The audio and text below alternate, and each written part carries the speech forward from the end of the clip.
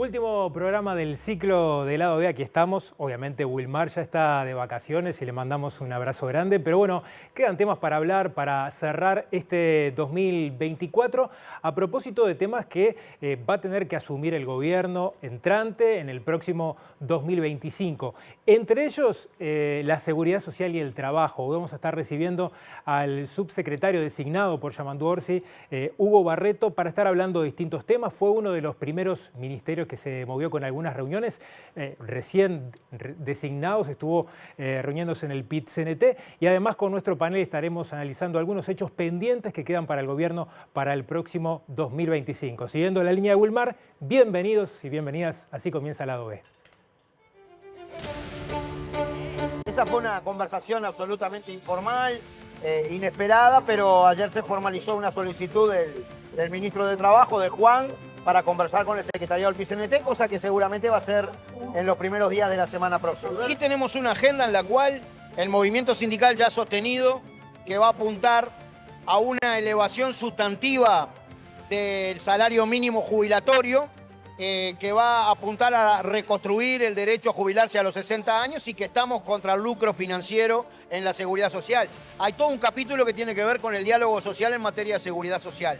Y hay otro aspecto que nosotros creemos que es fundamental, en medio de una revolución tecnológica que trastoca de manera sustantiva todas las condiciones de trabajo, apuntar a la reducción de la jornada de trabajo sin reducción del salario. La agenda nuestra, esas son prioridades. A Hugo lo conocemos también hace mucho tiempo, de hecho ha sido asesor de distintos sindicatos y del propio PIT-CNT. Estamos absolutamente contestes a que se convoque de inmediato un diálogo social donde el movimiento sindical va a participar allí con todo su saber técnico, pero además con propuestas que hagan que la seguridad social sea un derecho humano concreto de la gente.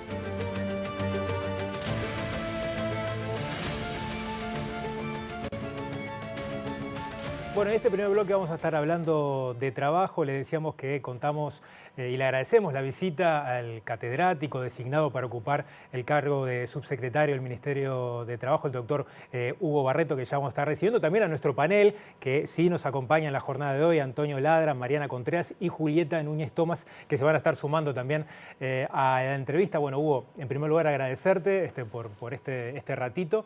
Yo te comentaba fuera del aire que hubo un momento en que los periodistas estábamos tratando de averiguar y por lo menos traer en escena algunos de esos nombres que se manejaban, y el tuyo a mí me llegó de un lado bastante curioso, porque no era un nombre que estaba en el radar.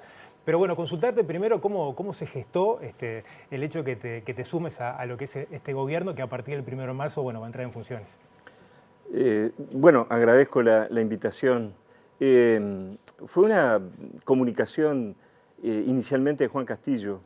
A Juan Castillo lo conocía de mis épocas de asesor en el PIT-CNT, cuando hacía parte yo de la sala de abogados del PIT-CNT con otros colegas. Nos reunimos viernes a viernes allí en la vieja casa de la calle 18 de Julio. Y luego participé con él en la gestión en el Ministerio de Trabajo cuando Juan Castillo fue director nacional de Trabajo. Un corto lapso, ¿no? Luego pasó a ser Jorge Mesa, el director de Trabajo. Y bueno, Juan efectivamente le interesó volver, diríamos, a ese vínculo laboral que supimos tener y cultivar, y esa confianza mutua. Y posteriormente ocurrió que la nominación mía, diríamos, era parte también de esos equilibrios políticos que ha buscado el presidente Orsi para conformar el gabinete. Entonces se dio un poco naturalmente esa situación de mi ingreso al equipo de trabajo del Ministerio de Trabajo. Ahora, fue una de las primeras duplas que se movió bastante rápido, lo hablábamos antes de ingresar a estudio. Horas después de designado ya tuvieron un primer encuentro informal con el PIT-CNT. El pasado lunes ya también generaron un encuentro más formal, no solamente con la Central de Trabajadores, sino con las cámaras, ¿no? ¿Qué dejó y por qué esa celeridad también de establecer estos primeros contactos, ¿no? Bueno, lo que ocurre es que el 1 de marzo está muy cerca. Y y nosotros más o menos tenemos un mapa, diríamos, de algunos temas urgentes que hay que abordar. Hay que pensar que el 30 de junio vence un conjunto muy importante de resoluciones de los consejos de salarios. Vamos a estar ante una nueva ronda de consejos de salarios. En el mes de junio también ocurre la Conferencia Internacional del Trabajo, donde se va a tratar un proyecto nada más y nada menos de norma internacional sobre trabajo en plataformas. Antes de eso, en marzo, se produce la reunión del Consejo de Administración de la OIT, en que Uruguay es miembro titular. Es un año de presupuesto, o sea que es bastante urgente la agenda y los conflictos laborales no esperan además, ¿verdad? Entonces era muy urgente entrar en contacto lo antes posible con los actores sociales y con las actuales autoridades del Ministerio de Trabajo, con todo lo cual en este corto lapso, diríamos, cumplimos con ese primer impulso y hoy por hoy ya se está trabajando en equipos. La Inspección del Trabajo, nuestros compañeros en la inspección con la Inspección del Trabajo, con la Dirección Nacional de Trabajo, con la Dirección de Seguridad Social, etc. O sea que el contacto con los actores sociales fue inmediato y con el Ministerio de Trabajo auguramos que hay un muy buen espacio también de trabajo en estos días. ¿Qué dejó ese encuentro con las cámaras empresariales a propósito de esa definición, o por lo menos el hecho de que Castillo esté encabezando, la cercanía con el PIT-CNT? Bueno, decía, bueno, ¿cuál va a ser el peso que van a tener los sindicatos también en las negociaciones, ¿no? Si es una preocupación que trasladó las cámaras en este caso. No trasladaron esa preocupación, sí plantearon otros aspectos, yo diría mucho más sustantivos que ese. Porque en realidad, estrictamente en el campo laboral, la partición, diríamos, tanto del lado de los asesores como de los responsables políticos es bastante clara. De algún modo, cada uno es o asesor empresarial o asesor de trabajadores o representante en algún grado. Es muy difícil encontrar un Ministerio de Trabajo donde en el campo de los que son directores, jerarcas, etcétera, no haya siempre algún tipo de sesgo. Lo cual no hace otra cosa que agudizar, diríamos, la responsabilidad que se tiene luego para no hacer un Ministerio de Trabajo ni de los trabajadores ni de los empresarios. Cosa que es, diríamos, una crítica que sí se podría llegar a desatar, pero que de ningún modo en el inicio, por el solo hecho de haber sido dirigente sindical o en mi caso asesor sindical, ello no significa que sea una directiva o un modo de hacer necesariamente desde ese lado, ¿verdad? Bueno, muchos temas para hablar, vamos a sumar al panel. Antonio Ladra, ¿cómo le va? Soldado de lado B que está por acá, como Mariana también. Soldado con Mariana, acá estoy bien rodeado. Bueno, a Hugo Barreto lo conozco hace mucho tiempo. Quienes han puesto en duda públicamente o algo sobre los equilibrios y todo eso, o desconocían la historia de lo que han sido justamente lo que comentó Barreto. Juan Castillo fue director nacional de Trabajo, Mesa fue dirigente del Zunca y fue director nacional de Trabajo, Luis Romero fue el principal dirigente de FUNSA, del sindicato de FUNSA, fue director nacional de Trabajo, el propio Bonomi fue ministro de Trabajo. Bueno, es decir, la historia está plagada de gente que estuvo vinculada a un lado o al otro, y nadie puso el grito en el cielo. Pero en el caso de Hugo Barreto, además, es un catedrático de grado 5 que viene de la escuela de Pilar Rodríguez. O sea, no hay que que olvidarse de eso, ¿no? Me parece. Pero yendo a lo otro, dentro de la agenda que planteaste, Hugo, falta también el tema de la seguridad social, la reforma de la seguridad social. ¿Cómo va a encarar el ministerio ese gran acuerdo que se pretende encontrar? ¿Cómo se va a trabajar en eso? ¿De qué manera? Todavía estamos trabajando, diríamos, en la arquitectura de lo que va a ser ese diálogo social por la seguridad social. Hubo un pronunciamiento popular que de alguna manera marcó los límites de lo que puede llegar a ser la reforma futura. También es cierto que el Frente Amplio no acompañó la solución final dada al tema de la seguridad social, que en realidad es jubilaciones y pensiones, más que la integralidad de la seguridad social, ¿verdad? Por lo tanto, todavía estamos definiendo cuál va a ser, les reitero, la estructura que se va a dar al diálogo social, la representación que va a tener el Ministerio de Trabajo o eventualmente otras instancias, diríamos, del Poder Ejecutivo. Sí hay algunas diríamos, pistas que uno puede tener más que como subsecretario, como analista, acerca de por dónde van a ir algunos de los temas sustantivos que tienen que ver con la causal jubilatoria, que fue uno de los cuestionamientos, y también, diríamos, el problema de las jubilaciones mínimas. O sea que allí hay dos núcleos importantes que seguramente van a tener foco en lo que será el diálogo sobre la seguridad social, o más bien sobre la norma en materia de jubilaciones y pensiones. Mariana Contreras, bienvenida. ¿Cómo estás? Otra de las soldadas. Sí, al firme. Hugo, hablando de empresarios, hablando también de tu rol como catedrático, ¿qué pasa con la ley de responsabilidad penal empresarial? ¿Es letra muerta?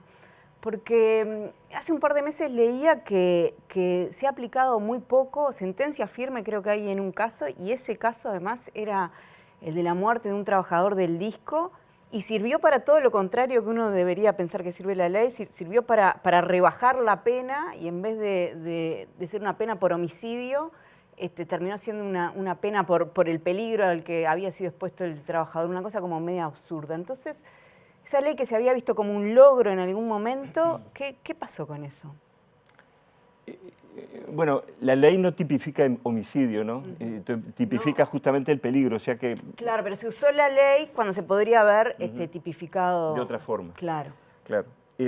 Yo estimo que la ley ha sido un instrumento importante dentro del ordenamiento jurídico uruguayo que no contaba con ese sesgo, diríamos, de disciplinamiento de las acciones de los empleadores y de sus jerarcas y demás, ¿verdad? Tiene un efecto, desde mi punto de vista, muy difícil de cuantificar, preventivo. Y eso es lo que probablemente explique la disminución de los accidentes y de las muertes. ¿Pero no están creciendo otra vez los accidentes? Las muertes, quise decir, perdón. La muerte. En realidad hay una disminución que uno también podría, en el pasado inmediato, una disminución que uno también podría atribuir a la pandemia, ¿no? Y a la disminución de la actividad, como ocurrió en otros aspectos de la vida social. Pero yo no le restaría importancia a la ley de responsabilidad penal empresarial, porque es un elemento que está ahí, que está en el ordenamiento, que se puede aplicar y que tiene ese efecto, como les decía, desde mi ángulo, preventivo. Julieta Núñez Tomás, bienvenida, un gusto tenerte por acá. Un gusto para mí, de verdad, compartir con estos colegas y contigo. Bueno, ¿qué sumarías a Barreto? Un tema que ha estado bastante presente, Hugo, perdón, bienvenido también. Un tema que ha estado bastante presente durante la campaña electoral en este año y que se vincula fuertemente con el Ministerio de Trabajo es la pobreza infantil, o la infantilización de la pobreza en realidad. Y no es necesario que te explique a ti el vínculo directo que tiene con los hogares y en particular no estos niños que no tienen la capacidad de revertir esta situación, sino las políticas de empleo necesarias para revertir esa situación desde los hogares. Me llama la atención que dentro de las reuniones que se hicieron y que se vieron como urgentes en este periodo, no se plantee que es uno de los temas que yo creo que va a ser el indicador de medida del éxito de este gobierno y que tiene mucho que ver con el Ministerio de Trabajo y Seguridad Social y que además tiene mucho que ver con esto que tú mencionabas, que es todo lo que ha quedado relegado en lo que iba a ser una reforma de la Seguridad Social y terminó siendo una reforma de las jubilaciones y las pensiones. Sí, en realidad ese es un problema más integral y que no comprende exclusivamente al Ministerio de Trabajo, comprende al Ministerio de Desarrollo Social, al Banco de Previsión Social, etcétera, a un conjunto de institucionalidades. Lo que uno podría decir a ese respecto es que la pobreza, diríamos, tiene un sesgo que tiene que ver con el mercado de trabajo, o el mal llamado mercado de trabajo. En realidad a los laboralistas mucho no nos gusta el término mercado de trabajo porque evoca la idea del trabajo como mercancía. Pero allí hay sí un conjunto de políticas que se prevén aplicar, que están en las bases programáticas, habrá que ver luego el plan concreto de trabajo, cómo las materializa, que tiene que ver con el empleo, en la medida que el trabajo es también, diríamos, un valor para las personas, para las familias y una vía también que tiene de alguna forma un efecto preventivo de otros males sociales, ¿no? Como son salidas más fáciles a través del microtráfico de drogas, por ejemplo. Por lo tanto, hay una política laboral, o tiene que haber una política laboral con una mirada, diríamos, en esa especie de perspectiva de lo que es hoy un joven que necesita trabajo y que el trabajo de alguna forma lo integra a un equipo, lo integra a una forma de vida distinta a la otra que se le plantea con mayor facilidad. Pero ¿hay intención, por ejemplo, de abordar estas cuestiones que quedaron relegadas en cuanto a la seguridad social? Estimo que sí, porque es parte del debate. Es parte, diríamos, de las críticas que el Frente Amplio hizo al proyecto tal cual quedó plasmado en la ley. Hugo, hablando de críticas, también está instalado el artículo 392 de la LUC a la hora de garantizar el derecho a huelga, pero de alguna forma hay algunos matices. ¿Cómo se va a encarar en particular ese aspecto, teniendo en cuenta también el reclamo de las gremiales de los trabajadores, ¿no? Sí, esa fue una solución desde mi punto de vista incorrecta. Porque ¿qué ocurre? Existe una observación de la OIT a partir de aquella queja de los empleadores acerca del uso de las ocupaciones como modalidad de ejercicio de la huelga. Y la OIT efectivamente tiene esa concepción desde hace muchísimos años acerca de que las ocupaciones son legítimas, o sea, el reclamo de los empleadores no era viable desde el punto de vista de una eventual prohibición de las ocupaciones.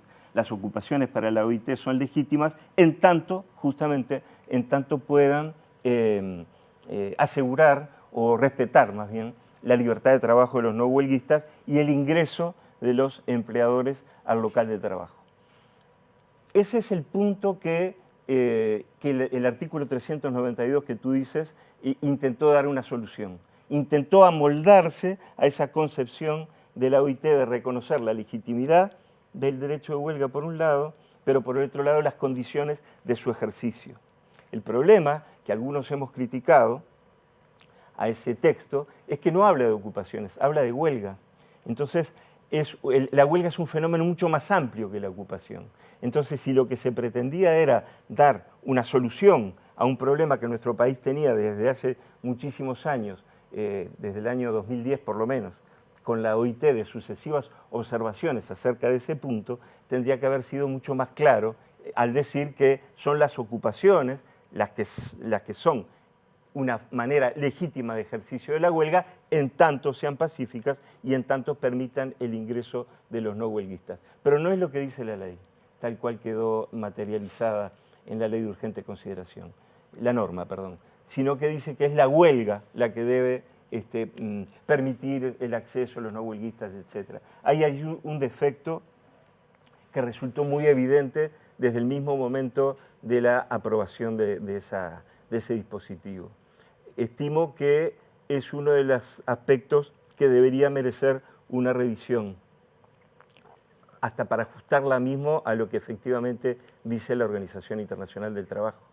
Lo Decías que uno de los desafíos que se vienen en poquito tiempo, en pocos meses, es la 11ª ronda de negociación colectiva. Y en algunas declaraciones señalabas que se va a inyectar de recursos a la hora de tratar de tener más equipos para trabajar. Ya hay algunas designaciones, hablábamos de algunas direcciones que se han movido. ¿Cuánto se va a sumar de presupuesto? Por un lado, ya tuvieron alguna reunión con el futuro ministro de Economía, pero también a la hora de capital humano para hacer más efectivas esas negociaciones de trabajo en lo que pueden ser los facilitadores también, ¿no?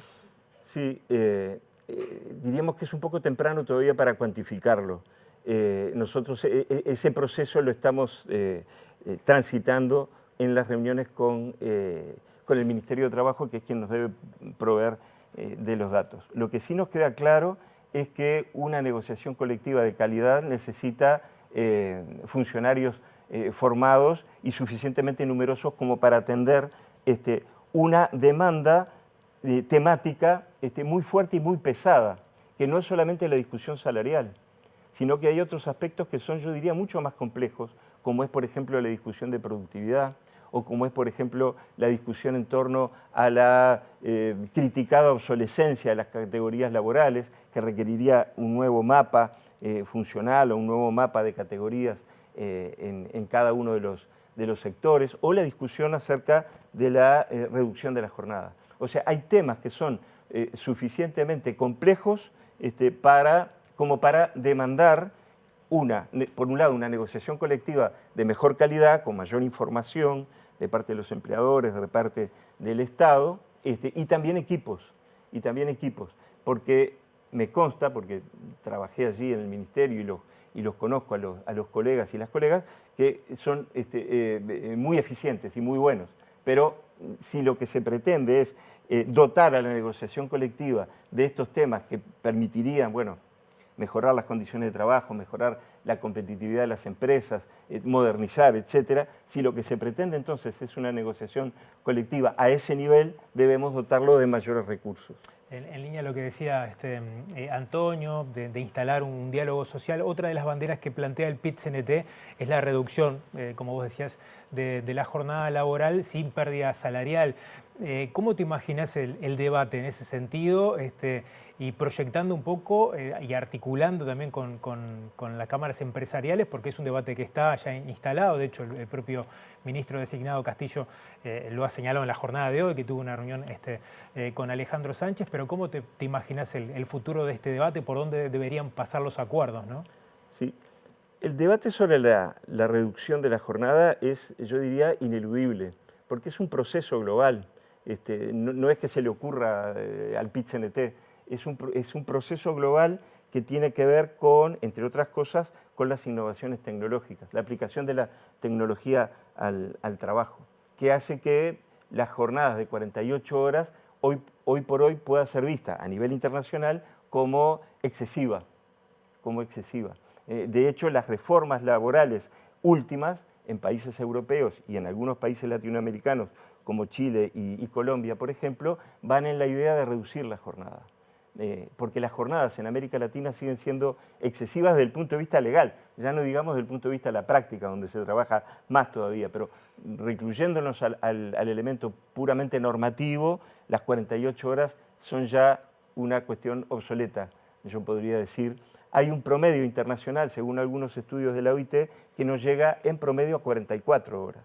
Y hay países que tienen 35 horas, 40 horas semanales. Por lo tanto, yo creo que debería existir un acuerdo acerca de la necesidad de discutir el punto.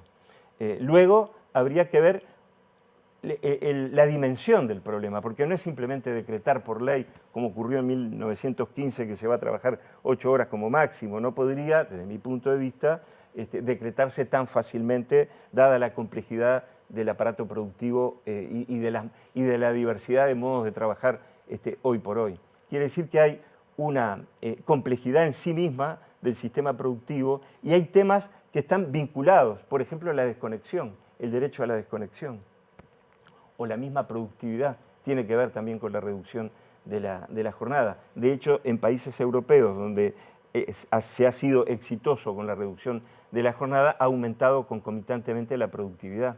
o sea que no son tampoco contrapuestos. Entonces hay una complejidad misma del tema, hay un deber irrenunciable de discutirlo y habrá que ver cuáles son los mejores instrumentos. Es una cuestión puramente personal, por favor, descartaría una solución a priori generalizable para la disminución de la jornada, sino que más bien, desde mi punto de vista, habría que ir a una idea de establecer sí un máximo semanal de horas, habilitar cierta reordenación del trabajo en la semana, ergo flexibilidad laboral, algunos días se trabaja más y otros días podría trabajarse menos, es otro tema también complejo de discutir. O sea, también hay una arquitectura en torno a la complejidad del tema y hay unos instrumentos que se deberían seguir. La ley, pero también la negociación colectiva. O sea, para mí debería existir un componente muy fuerte de negociación colectiva para dar, diríamos, cabal espacio a las particularidades de cada sector a la hora de ir a un proceso de reducción de la jornada. Hugo, te agradezco mucho la visita, buen año y bueno, vamos a seguir en contacto seguramente para estar profundizando estos temas. Muy bien, muchísimas gracias a todos y a todas y buen año. Bueno, muchas gracias. Queda mucho más lado B porque ahora nos venimos con el panel a estar analizando algunos de los hechos que marcaron en el 2024 pero que quedan pendientes para el gobierno para el 2025, así que quédense, ya la seguimos. Bueno, nos metemos en este último bloque para estar charlando con nuestros queridos panelistas de algunos temas que van a quedar pendientes para el próximo gobierno, un balance, pasar raya de este 2024. Mariana vino siguiendo el tema del proyecto Neptuno, que creo que es uno de los temas que ya queda pendiente obviamente para la administración entrante. Hubo algunas molestias en su momento cuando aparece también la habilitación del Ministerio de Ambiente, información que va a estar seguramente en la transición. Bueno, ¿qué nos puedes decir? Es un tema precioso. Viste que están como pisando huevos los dos, tanto el gobierno actual como el entrante, ¿no? Hay como... a mí me parece que hay una intención porque los dos tienen cosas para perder, para ganar, pero también para perder. Y me parece que el gobierno actual intenta de alguna manera comprometer al Frente Amplio en la firma del contrato. No solo porque el Frente va a ser el encargado de llevar la obra adelante si se firmara, sino porque tiene muchos riesgos y aunque el gobierno de la calle Pou no lo admita, públicamente lo sabe, ¿no? Y a la vez el gobierno del Frente Amplio está intentando sacar la pata de ese lazo, ¿no?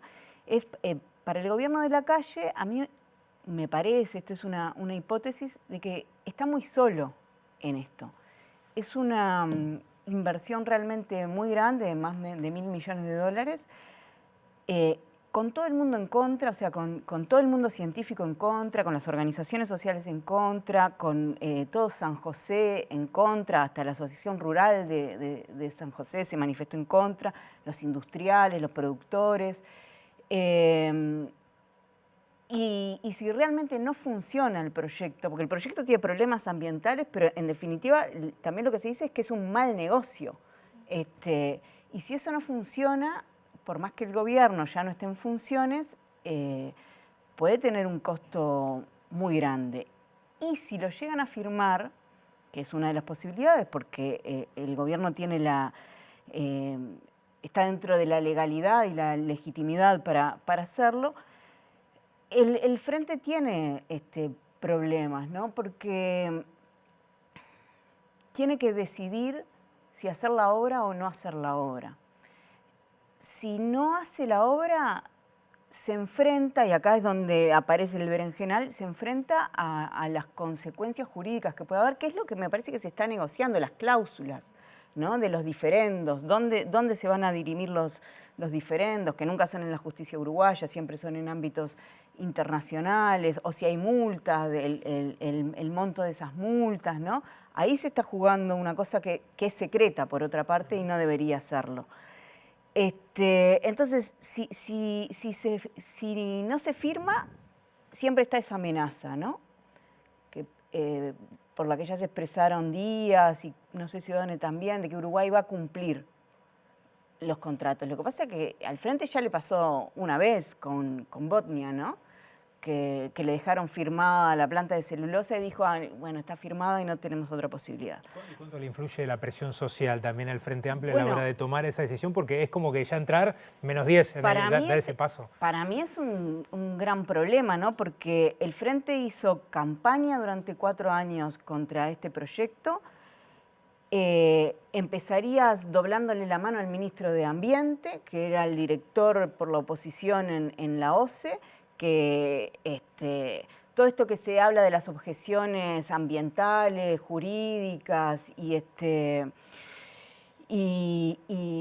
financieras del proyecto son palabras de Ortuño, digamos. Es un análisis que hace Ortuño, que comparte Ortuño con el resto de las organizaciones que se expresan en contra. Entonces, sería medio complicado, me parece a mí, para el Frente tener que explicar por qué otra vez le pasa lo mismo que en el 2004, 2005, que con Botnia, ¿no? Y además, si ellos dicen que esto es un mal proyecto, y si tenés el proyecto Casupá, que te sale 3 veces menos y te nutre del 70% de la necesidad de agua, cuando te nutre del 30%, ¿no? Y es una inversión privada, cuando la otra es una inversión del Estado. Entonces, me parece que para el Frente es también una jugada complicada. Ahora, toda la negociación está siendo tremendamente secreta, ¿no? Y ahí hay un problema también para la sociedad uruguaya, porque después nos desayunamos de las cláusulas cuando todo está firmado. Claro. Antonio, ¿qué desafíos y qué balance de este 2024 a nivel...? A mí me gustaría hacer, digamos, como una especie de balance no digo los personajes del año, pero bueno, el personaje del año sería Orsi, ¿no? Porque en definitiva fue el que ganó la elección o va a ser el próximo presidente. También diría que Fernando Pereira fue un ganador, porque fue a partir de la iniciativa de Fernando Pereira como presidente del Frente Amplio que empezó la maquinaria del Frente Amplio a tratar de recuperar el interior. Otro sería Alejandro Sánchez, que fue el jefe de campaña, ¿no?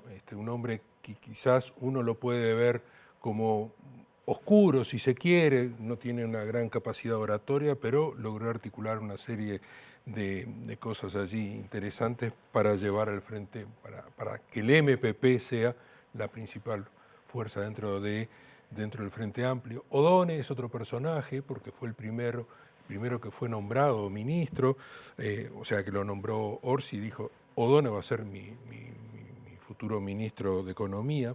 En los blancos se abre un signo de interrogación sobre el futuro político de Valeria Ripoll, que no sabemos qué es lo que puede pasar con ella. Álvaro Delgado está muy golpeado, sabemos que Lacalle no va a asumir en el Senado ni en la presidencia del directorio, entonces ese puede ser un lugar para Álvaro Delgado, aunque allí está Beatriz Argimón, que no renovó la banca y que ella ya fue presidenta del directorio, tuvo una buena gestión, quizás por esa razón puede volver a ser la presidenta del directorio. En los colorados, tenemos ahí entre el ojedismo y el bordaberrismo, ¿no? Esa tensión que hay ahí, que todos los días hay un elemento nuevo que después se suelda de a poquito, pero está allí estando ahí presente, ¿no?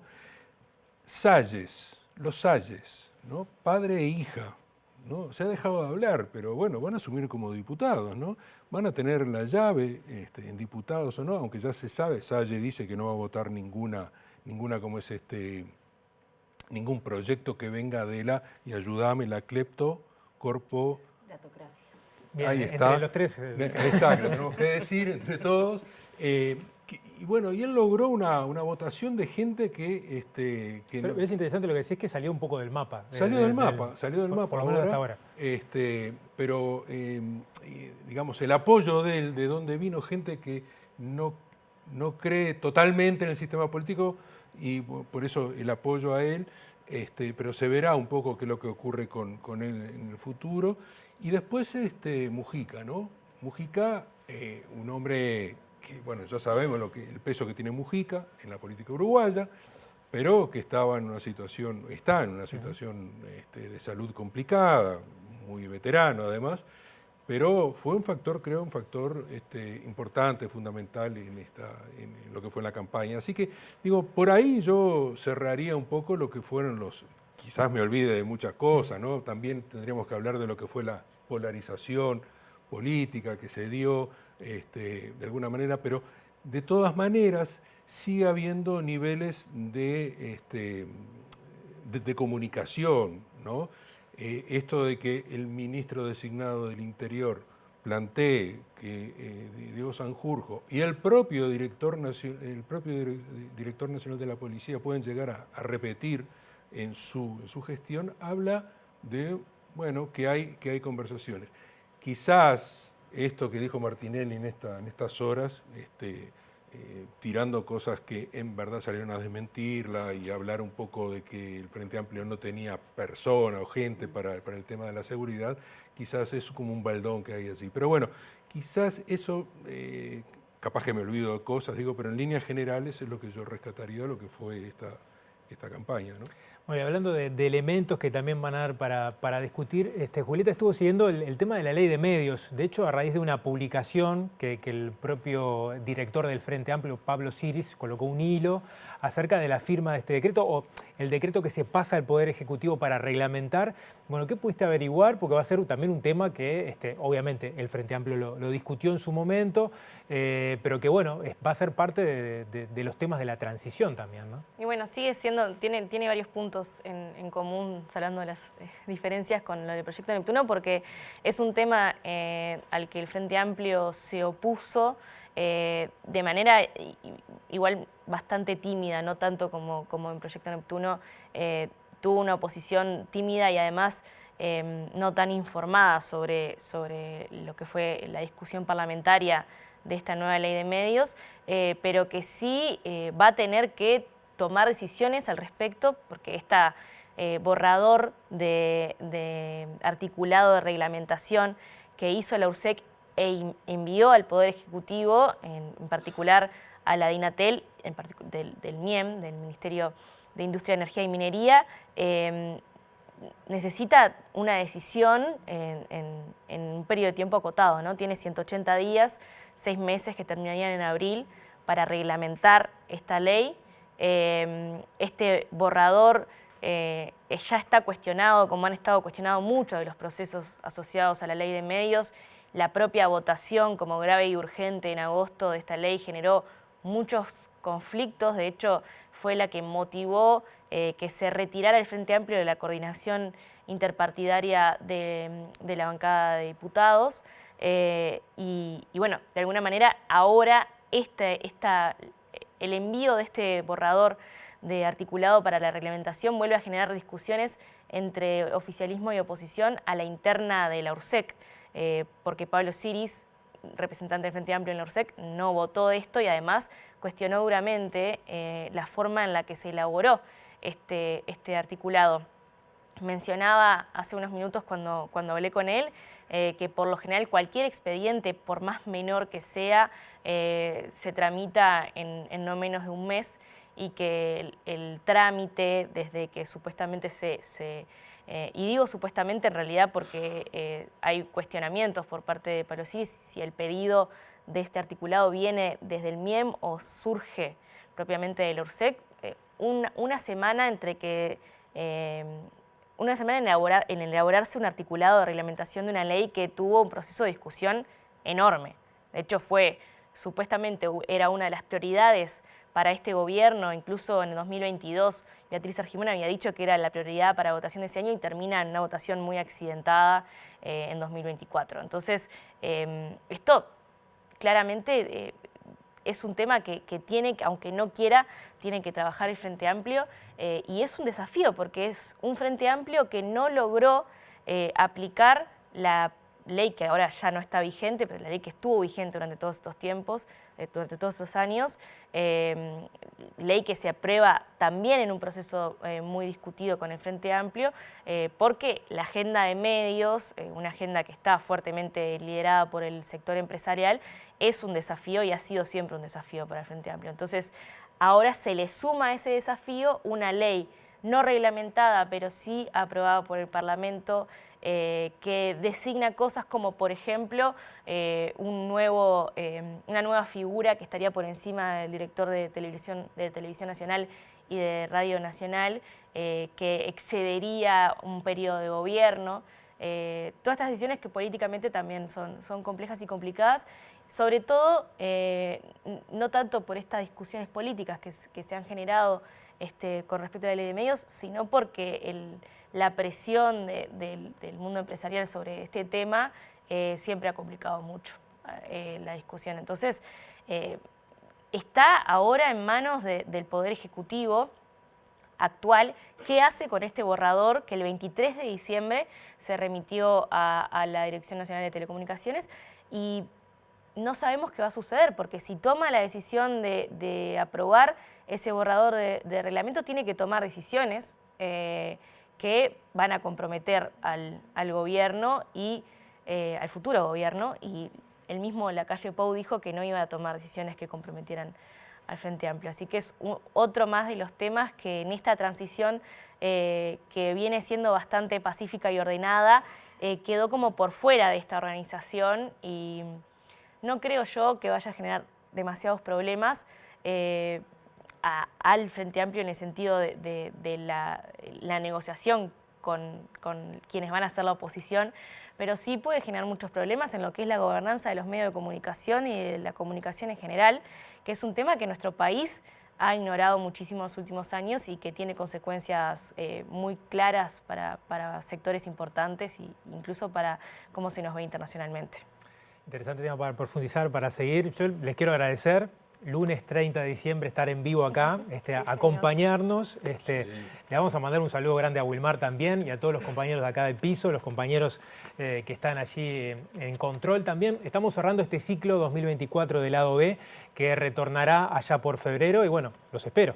De chancletas, de bermudas, de malla, pero por el 3 de febrero le vamos a estar llamando para estar continuando con estos temas que van a quedar pendientes para hablar en el 2025. Un gustazo, como siempre. Muchas gracias, Martín. Bueno, estamos viendo entonces. Nos estamos viendo. Es el momento de tirar. No, yo quiero mostrar que estoy de medias, porque o sea, hay un diferencial, Bien. con Wilmar que quiero que sea explícito. Y que, si no nos damos cuenta. Y gracias a las compañeras de vestuario también que me dejaron el par de medias ahí bueno. para marcar esa diferencia, ¿no? Muy bien, me parece muy bien. Bueno, Bueno, y tiremos los así, papeles, ¿no? señores. Hasta el ciclo que viene de lado B. Que pasen bien.